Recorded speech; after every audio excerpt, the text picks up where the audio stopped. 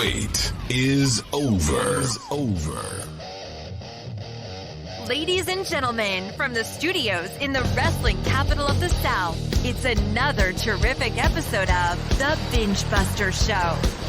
Please welcome your host, Tony Binge. All right, everyone, welcome to The Binge Buster Show on this beautiful snowy day here in North Carolina. And I thought, what better day to catch up on my podcast than on a nice snowy day? But I can't do that until I bring on my co-host. I'm talking about Mr. Rock and Roll Playboy Plano. Chris, what is going on? Oh, terrific, Tony. Thank you for having me. Another podcast. It is Snowmageddon here in the Carolinas. Our first measurable snow in 3 years here in the Charlotte metro area. And everyone's fired up and excited. And there's a lot going on in professional wrestling, NFL football playoffs, the weather, you name it.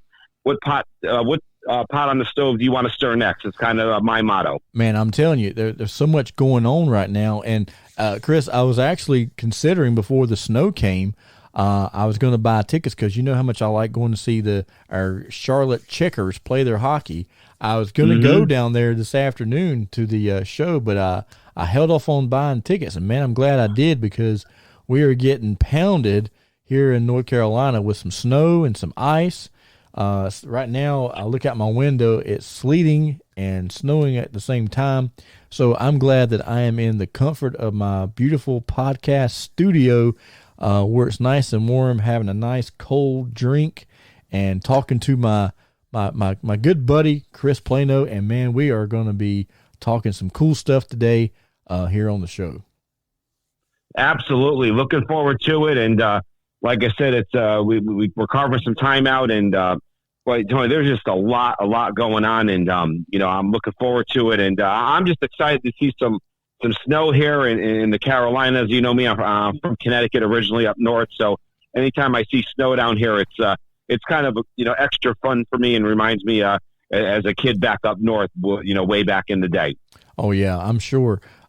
It's funny to me. I took my son out earlier today, and Chris, when you get a chance, you need to go look at my Facebook video.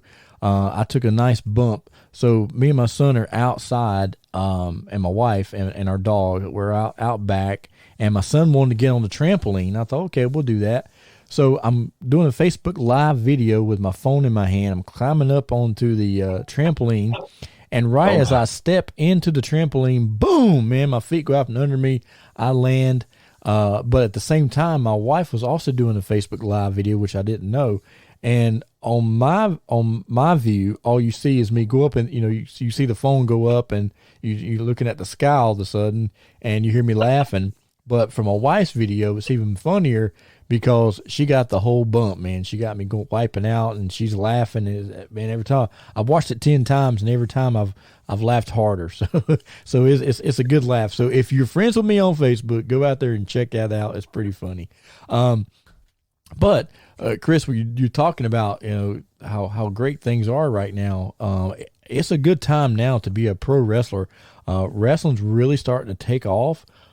It's almost to the point where it seems like the independent scene is on fire, versus the mainstream. Now I know, I'm not knocking the big guys at all, but I'm just watching.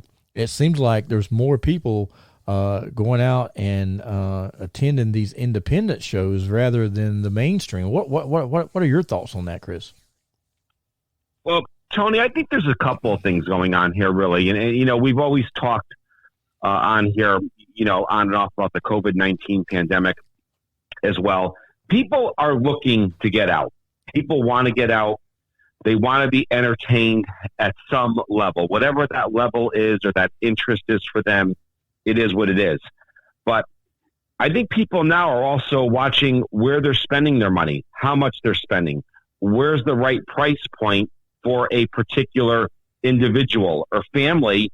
So when you look at the independent wrestling scene and there's something coming to town of entertainment and it's priced at a good price point for someone to get out, be safe, go back home, I think there's a window of opportunity for the independent wrestling scene to capitalize on what's happening in what is really a more bigger picture in the real world. Now, that's just me talking from afar, but I think it's definitely playing a role in the decisions of what people are making where, hey, maybe I can't go to a WWE show or an AEW show with a family of 4 and spend, $40, $50, $60 on tickets plus merchandise and food and beverage. And you, Tony, you've been there, you know how it goes. Oh, yeah. So, yeah. I think you see where I'm going with this. Yeah. And I think the independents have an opportunity to cash in on something locally if they could find the right markets and towns, to hit. Yeah, I agree with you 100%, Chris, because it's like, right now the, ticket prices for everything is just insane. Just like, I messaged you earlier in the week and I'm like, Chris, Bon Jovi's coming, man. I can't wait. It's going to be great. And then I see how much the tickets are and I'm like, well, Chris, I've never seen Bon Jovi. I probably never will at that price. Well, here's something else I've never seen ever.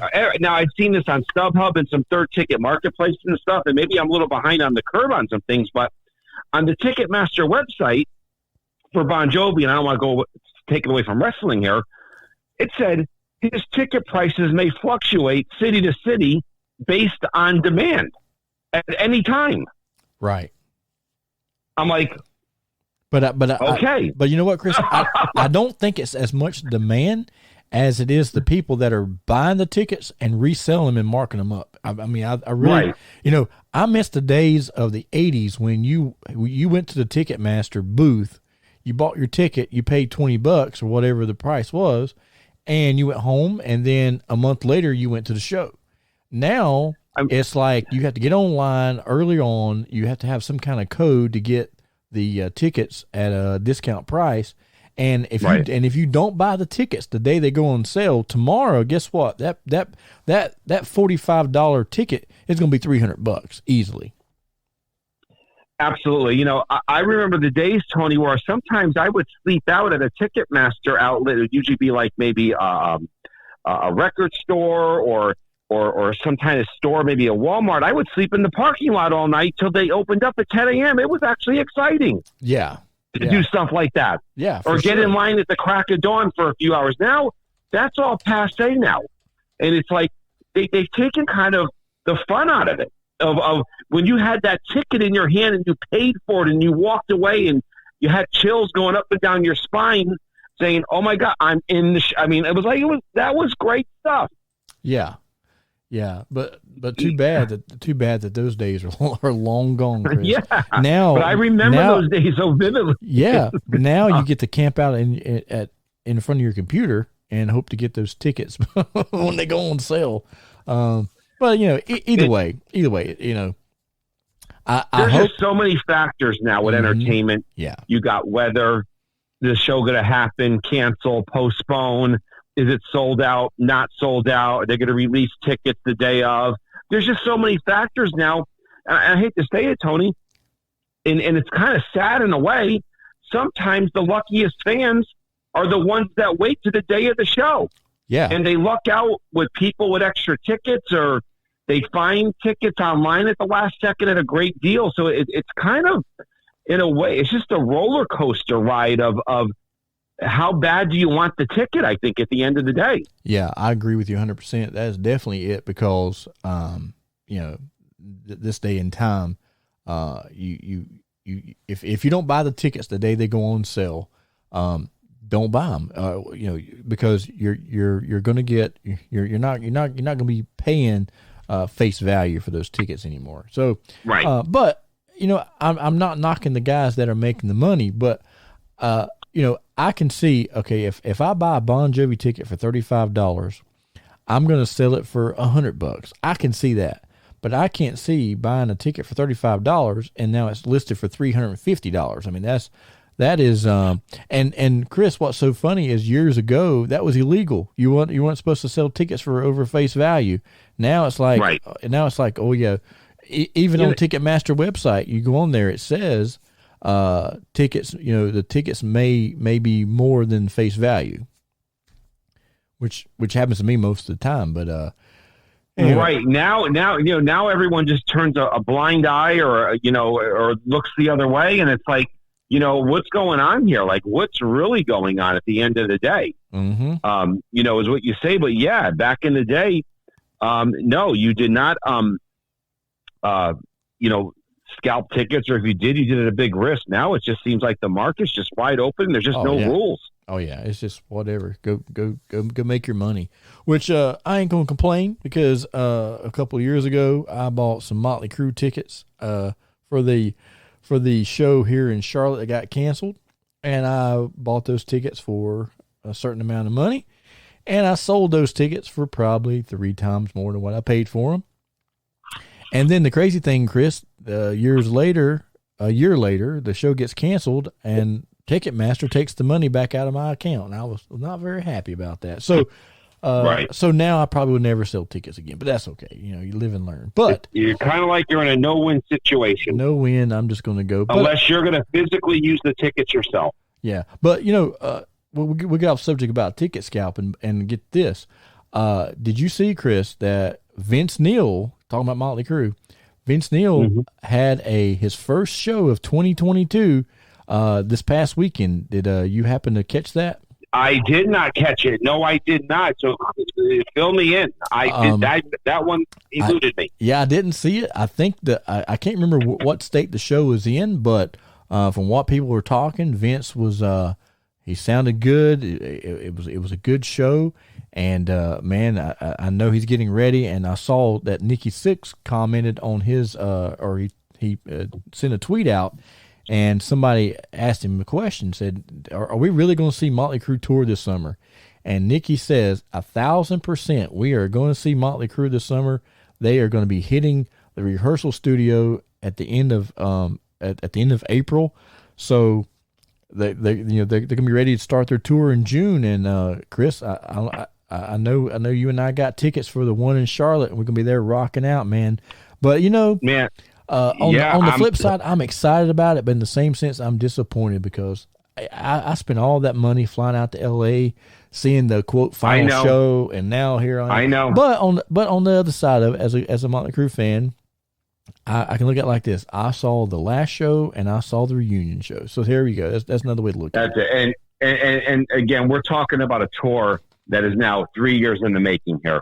They were supposed to go out in 2020, it didn't happen. Yep. 2021 didn't happen. Now we're going to, Mick Mars is 3 years older.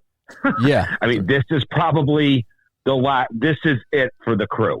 I don't know if Mick Mars can go beyond this. Nor did he plan for this as well. I hope they pull out all the stops. Really, I hope all 4 bands pull out the stops that are on this particular tour. It's much anticipated. Yes, we're in for the Charlotte show. Tony, I've already told you that now they're opening up in Alpharetta, right outside of Atlanta, which I would love to slip down there if I can make it work, and I think I can. I think it'd be great to go to opening night, and about Motley Crue's history in Atlanta. But yes, it's probably the most anticipated outdoor tour of the summer. Coming up amongst anything else that's going on. And so we'll see how it plays out. Yeah, and I'm with you. I mean, the show is so exciting for me on many levels. Number one, I'm going to see Motley Crue. Number two, I got floor seats, and I'm on the 5th row in front of Mick Mars, so I'm excited about that. But I'm most excited that three of my top favorite bands of all time are all playing on the same show: Def Leppard, Motley Crue, and Poison. But Chris, I may be going out on a limb here, and I'm a diehard Motley Crue fan, but I'm gonna tell you who's gonna steal that show. It's gonna be who's gonna steal it? It's gonna be Poison, man, all the way. Those guys have got so much energy, it blows me away. Absolutely, no, and Brett has, and Poison has to realize here, we know Joan Jett's going on first. Actually, there might even be an opening band before Joan Jett, from what I have been reading, that's going to play very, very briefly around 4 o'clock. But then we all know Joan Jett's going first. That's not changing. Then it's Poison. Can Poison uphold the show on any given night, for their allotted time, because then I'm presuming, Tony, if I'm not mistaken, you might be able to correct me, that Motley Crue and Def Leppard are alternating the headline city to city each night, is what I read. So they have an opportunity, Poison. So, I mean, I would say they're well rested. Poison hasn't been on the road in a good number of years. Yeah. And hey, it's the original lineup. I mean, so and nothing taken away from Motley Crue either, or no, Def not at Leppard. all. We know that's not the original lineup. But I, you and I both have seen Poison together, and we've seen Poison apart. But man, every time I see him, it's like Bret Michaels has got energy on stage that he just never stops, and CeCe's all over the place, and Bobby's over there, and Ricky's beating the crap out of the drums, and just a lot of energy. So I'm excited to actually see how that portrays. And I also saw or heard an interview the other day with Nikki Sixx where he said he would love to get back in the studio and do one more studio album with Motley Crue after this tour is over. So who knows what's going to happen. So we're definitely going to keep an eye out for that and see. Now getting to pro wrestling, the last podcast that we talked about, I was heading over to the NAWA for their annual Bunkhouse Stampede. Chris, I came up about two inches, too late for the win. I got double teamed, got thrown out on top of another guy. But guess what? The NAWA, I complained and I argued with the promoter, and they have told me that because I was one of the last ones in there in the bunkhouse, that I have been made the number one contender to that television title. So there's still a good chance of me taking that belt home and posting it here on the podcast. So in the upcoming weeks, fans, I'll tell you more about that. So that's going to be exciting. But I know, Tony, I know you were fired up, and listen, I heard through the grapevine that you even had maybe up to triple duty that afternoon up in Lenore, but I know you were so zoned in on the bunkhouse, shot at some tag team titles opportunity and whatever else was going on. But I know next time you're going to be ready, and who knows, I may have to show up. I might maybe need someone in your corner, next go around. You, Chris, that would be awesome. Maybe that's what I need. I need that extra support, man. Man, so how was everything up there? Because I know those guys were fired up going into Lenore, and I know they put on a great show. Yeah, it was a very good show. We had a good turnout. It wasn't as big a turnout as normal in the past, but it was very cold that day, and I think there was like there was something else in town that day as well. But still had a good time. I got to sit down and talk with the NWA legend Tommy Young for a little bit, which I talked to him, and he's agreed to come to the Binge Buster show. So in the next few weeks, we're going to have Tommy Young on here. I sat down and had a good conversation with my good friend Jimmy, the Boogie Woogie Man Valiant. And then, of course, sat down and with my great friend, Mr. Number One George South, and he and I shared some good stories, and I gave him some food, and man, we just sat there and just talked about things, and man, I'll tell you a backstory, which is a lot of people don't realize life in general is special, but sometimes once you get into the fraternity of pro wrestling, sometimes, like for me especially, sometimes I have to sit and scratch my head and pinch myself, go, man, is this really happening? Because I was telling George about this as well, but the very first time that my father ever took me to a pro wrestling match, the opening match, the first wrestler I ever saw wrestle live was George South. And in that match, they went about probably 8 to 10 minutes, but it was George South against Rocky King in Greensboro Coliseum. And it amazes me that the first wrestler that I ever met or that I ever saw wrestle live is now a great friend of mine, and we sit and we share a lot of the same interests, and it's just amazing. I can't even explain it. And I'm thinking that here in 2022, I've had a lot of people ask me questions about my wrestling career and how I got started and all this kind of thing. And I know sometimes on the podcast I touch a little bit, but the month of February is going to be our guest. We're going to have a guest on the show for the whole month of February. He's going to tell his life story of pro wrestling, and that guest is going to be yours truly, Chris, Terrific Tony.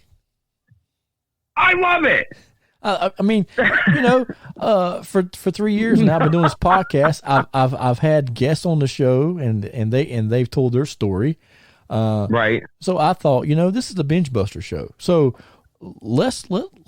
I think I need to tell my story. A lot of people ask. So do about I need to start preparing some questions? Is that what you're saying to me? Prepare, Chris. And here's the thing, too, fans. This is one thing that I thought about this before I announced it, but I'm not gonna sugarcoat anything. I'm gonna tell you the truth.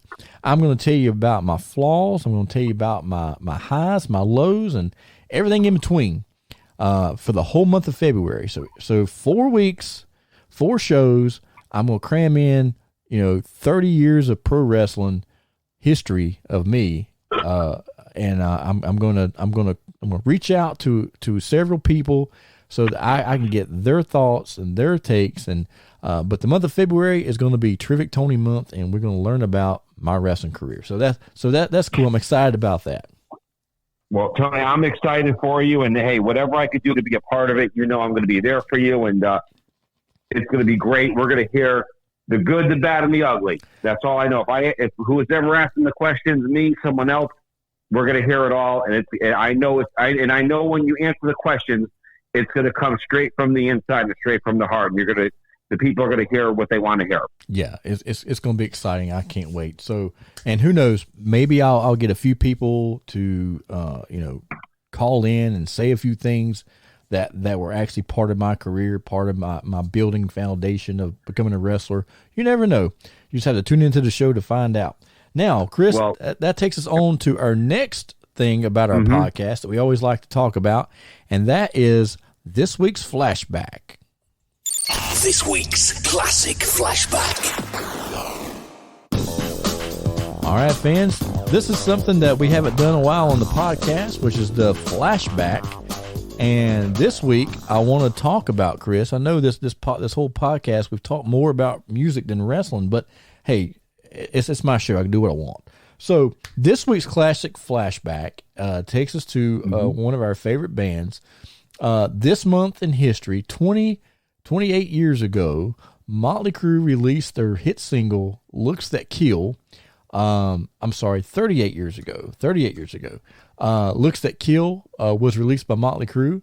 That song was written by Nikki Sixx. It spent 10 weeks on the Billboard Top 100 charts. It peaked at number 54 and number 12 on the mainstream rock charts. The music video for that song was filmed at A&M Records' main soundstage. It featured the band in a post-apocalyptic setting where they trap a group of women in a cage while performing the song. In the middle of the video, the warrior queen, who was played by Wendy Barry, appears to release the women before confronting the band. The band follows her and surrounds her, but she disappears, leaving a flaming pentagram on the ground. And that video pretty much told you, guys, leave the women alone because they will screw you up.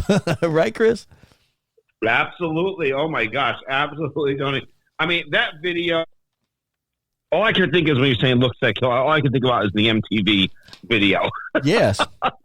And Nikki Sixx is like right there with the wide eyes, right in with the guitar. And it's like, that was it. I mean, that was like, I just remember that one particular scene and kind of like the rest of history. Well, the scene that I remember the most is when the band are each chasing the queen, through a different area. Vince gets the closest to her. He gets her pinned in. He goes to put his hand on her, and she dips under him, and she runs away. And I'm like, man, this video is so cool. But Chris, the first time I ever heard "Looks That Kill" was not on MTV. It was on Mid-Atlantic Championship Wrestling, as Tully Blanchard was introducing his Perfect 10 baby doll, and they do this video, and they're playing "Looks That Kill" in the background, and I'm like, man, that song sounds freaking cool.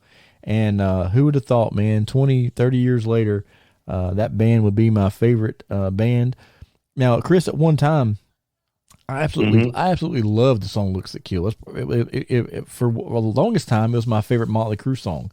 But as the years went by, I felt like that song was overplayed, overdone, and I kind of got tired of it. But now I'm starting to kind of, like it again. And that was one of the reasons why I wanted to talk about it on this week's Classic Flashback. But also, I thought it was great because it was the anniversary of when that video was actually released on MTV, and of course we see it was a pretty popular song. It made it up to the Billboard Top 100 charts of 1984. So and during that year, Chris, we all know that heavy metal was really starting to rise, and you and of course during that time to really get to get seen, to get noticed, you had to do something kind of out there. And definitely Motley Crue's "Looks That Kill, Shout the Devil" album got a lot of people's attention. And to this day, I don't care what anybody says. I think if you look at all of Motley Crue's albums, yeah, Dr. Feelgood was definitely their number one album. It sold the most. It went to the top chart. But man, I think if they had released "Shout the Devil" in 1990, it would have been bigger than Dr. Feelgood. Yes, it had an opportunity to. I mean, both albums were mega albums for Motley Crue. I mean, they just got so many hits. I mean, the list goes on and on. But and actually, I'm not gonna say "Look That Kill" is it I love the song. It's not my favorite song by any means. But hey, you know what, Tony? It's always in the set list. Always. Yeah, I mean, if there's one staple in the set list, that's one of them. And Motley Crue has always moved songs in and out. And when it comes to 10 Seconds to Love, some other things that they moved in and out. But that song has always been a staple, since it debuted.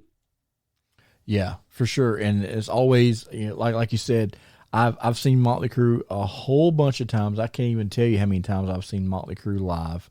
But I will tell you that every time I've seen them, they have always played "Looks That Kill," and I think they will always will. It's just one of those songs, man, that was like the foundation, and they're going to always play "Looks That Kill." They're going to always play "Shout the Devil," and ever so often, they'll throw a deep cut in. Like I remember, dude, when I went and saw them play on the Red, White, and Crue tour, they busted out "On With the Show," which I'd never heard live. I was excited about that. And then they "Louder Than Hell," which I'd never heard them play that live before either. And they threw both of those in. And then those two songs also carried into the final tour that you and I went to see. But by the time we get to the final show, they had cut a few of those songs out of the out of the set list, just to help conserve time because of Tommy Lee's massive drum solo with his roller coaster. So, but definitely a staple, and definitely a song that I think has definitely stood the test of time.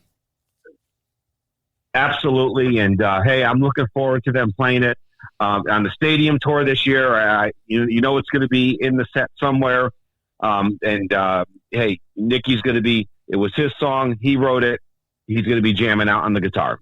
Yeah, it's going to be great. I'm looking forward to it. So that is going to be something cool to see here in the summer of 2022. Now, to get to the main part of our podcast, Chris, usually every show we talk about a pay-per-view or an event or anything like that. I think one of the things that I like to talk about, and it's probably because I just got into the collecting of it, but I like to talk about what is your favorite all-time championship belt design. What belt that you've ever seen that you said, oh my God, that is my favorite belt, bar none. What is yours? Boy, I mean, there's so many. There's so many, Tony. And to say that if I have a favorite, boy, I mean, I got to say, I'm going to say I've got two. Okay. And really, growing up in the WWF, territory up in Connecticut and up in the Northeast, the heavyweight championship for the WWF was coveted. Whoever was holding it, but and so it's always been a favorite of mine. Whoever had the belt around their waist, and that belt has evolved in different looks. Especially when Hogan, won the belt. But the one that just stands out to me is the NWA World Heavyweight Championship. I mean, Flair. I mean, it's just like, wow. When walking to the ring around the waist, it's like that's the belt. Yeah, that's it. I mean, that is the belt every wrestler wants. I mean, no matter what organization they're working for around the world, and he wore it in a way where, with the robes and the hair and everything, that this belongs around my waist, and so that's what I remember growing up. As a kid, it was like, wow, that is the world, heavyweight champion. Yeah, and definitely that's probably been the belt that has been remade the most. Definitely, but I'm with you on that. Like, I'm definitely the big gold. That if you're a belt collector, that is the nickname of the big gold belt that Ric Flair had. He was the first one to hold it out. So, but it's called the Big Gold, and it's been made. A lot of copies have been made. But in 1985, I'll give you fans a little history of this belt real quick. But in 1985, Jim Crockett decided, hey, we got the 10 pounds of gold, but he knew that they were getting ready to just blow up on TBS, so he wanted to get a new belt made. So for years, from 1973 to 1985, the Dome Globe, that's what that belt's called, was held by a lot of guys like Terry Funk and Ric Flair, Dusty Rhodes, Harley Race, and tons of other guys held that belt.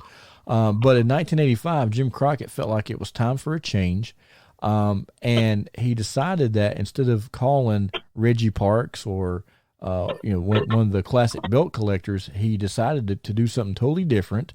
And Nelson Royal actually owned a Western store right here in my hometown of Mooresville, North Carolina. And and he done like a lot of he had a guy he had a guy that actually made the rodeo belt buckles, and he was a silversmith, and the gentleman's name was Charles Crumring. And anyway, so Nelson Royal, or Jim Crockett, asked Nelson Royal to have this guy, design a belt. And they originally designed the belt and had the NWA logo on it. And then Jim Crockett said, well, maybe we won't put the NWO logo on it. Let's leave that off. And then he decided, well, no, I don't want the belt. Well, Nelson Royal liked the way the belt was made, and he thought, well, I'll just get the belt made anyway. And then once I do that, if I ever, run a wrestling organization, I'll have this belt. And then once the belt came in, Jim Crockett said, oh my gosh, I love this belt. So they had him make the Ric Flair nameplate, and on the very first belt that was made, they actually spelled Rick's name wrong. They spelled it R-I-C-K instead of R-I-C. But that belt became very popular. It was made in 1985, and then over the years, it was definitely a staple in NWA wrestling. At the time, the original belt, only a few actually held that belt. Ric Flair, Ronnie Garvin, and Dusty Rhodes. That was the three that actually had that belt, or held that belt. And then, of course, we all know in '91 when Flair had his falling out with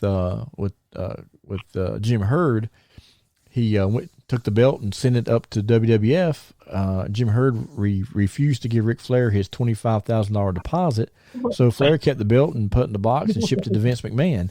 Of course, then they, after they went to court and Flair got his money back, he got his money back plus interest. The belt was returned, and then the belt was reintroduced as the WCW Championship, and that belt stayed there. And then when Vince McMahon purchased WCW, he had another belt made, except this one had the WWE logo. And Chris, that was kind of when it changed for me, because I'm like, it's hard seeing a WWE logo on a belt that was synonymous with the NWA.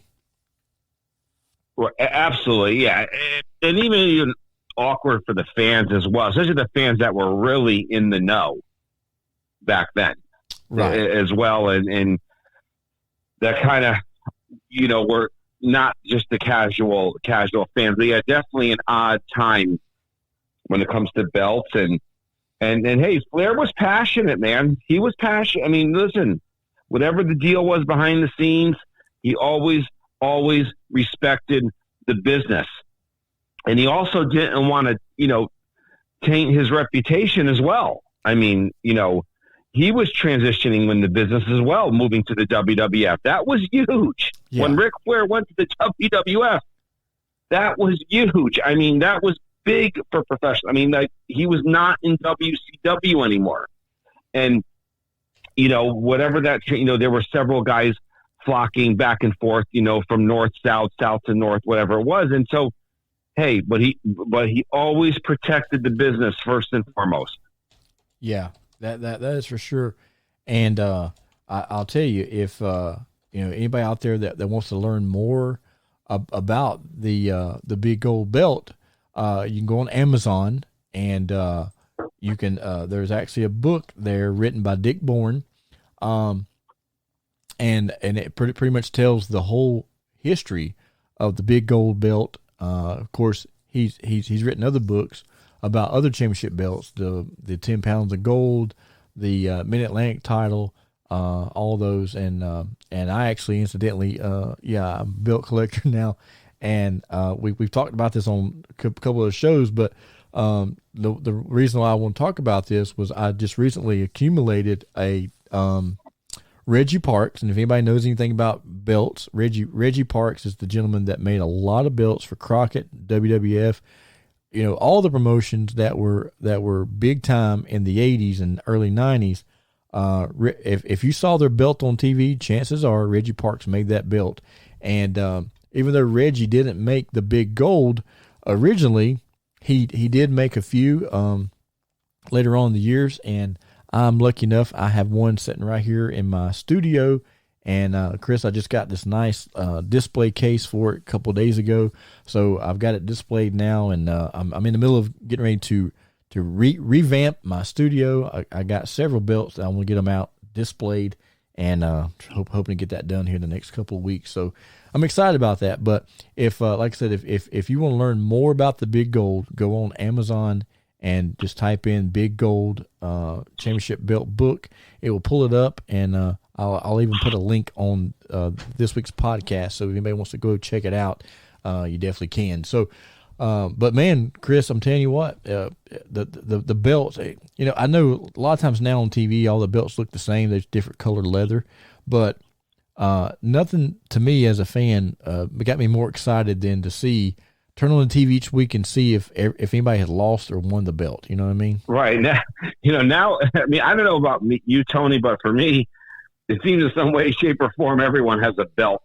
That's some true. way, directly, indirectly, semi-directly, however I'm talking here, but it's like everyone's got a belt at some juncture in their career, and for some that are fortunate enough, skill-wise, multiple times.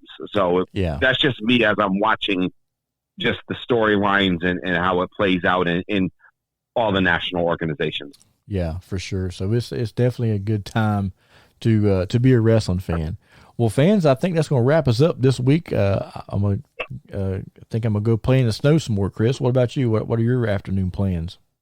Yeah, no, we're going to watch this snowstorm pull out of here. And Tony, I actually heard, I know we didn't talk about this early on, but they actually said there could be another big one coming here in about another 6 or 7 days to the Charlotte area.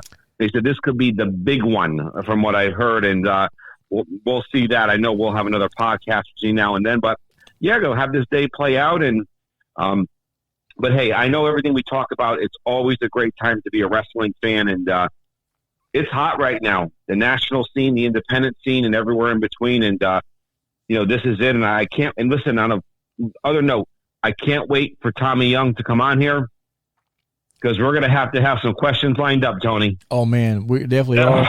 Hey, oh my God, I already know. Almighty. Hey, I'm going to ask him off the air before we talk about it, but I have got to ask him. I'm not going to give it away here on the podcast today, but I got to ask him about the infamous spot from Starrcade '86. You know what I'm talking about, Chris? Nikita Koloff and Ric Flair. Ric Flair got Nikita up in the vertical suplex, and there is some exposure going on during that time. We'll talk more about that maybe on next week's podcast. But I'm telling you, Chris, I have got to ask Tommy Young, what happened during that spot, because I'm telling you, man, wow, that was it was very nonchalant. He it was no big deal. He just put it back in and go on about your day. But man, Tommy's got some great stories. I'm excited. I can't wait to have him on the show. Man, I was excited when you said you talked to him at the show in Lenore, and we're going to come on the podcast. All of a sudden, when you said that, Tony, all of a sudden, like Starrcade came in my mind, Great American Bash on Tour, Flair, all the title match. It goes on. And I'm like, I mean, to be strategic, but we're going to hear what it was like inside the ropes in that squared circle. If it was the main event match, he was the referee. Oh yeah, War Games, everything else. Yeah, anything majorly that happened in the NWA from 1983 to the close of it, Tommy was there. He was the number one referee. I can't remember how many times that he was referee of the year, even being dubbed as the sliding referee. But man, I don't think there'll ever be another referee like Tommy Young. I think the closest one this day and age would be Little Nate. I'm talking about Charles Robinson. I would say he would be the closest. I mean, but the referees that you see today, and even some that are still trying to come up through the ranks, if you're smart and you want to be a referee in the business, you turn on some old NWA matches that Tommy Young refereed, and you sit there and watch, and you'll learn a whole lot if you just focus on him and not the wrestlers in the ring. Yeah.